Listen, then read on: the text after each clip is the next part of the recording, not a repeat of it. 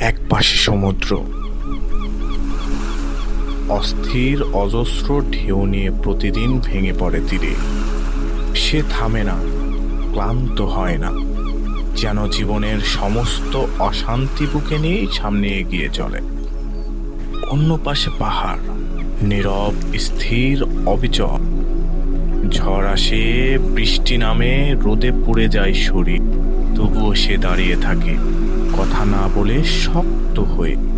এই দুয়ের মাঝখানেই মানুষ, একদিকে ভাঙনের শব্দ, অন্যদিকে দাঁড়িয়ে থাকা নীরব শিক্ষা। সমুদ্র শেখায় ভেঙে পড়াও জীবনের অংশ, আর পাহাড় শেখায় ভেঙে পড়েও দাঁড়িয়ে থাকা জরুরি। ঢেউ আসে, ঢেউ যায়, কিন্তু পাহাড় থেকে যায়।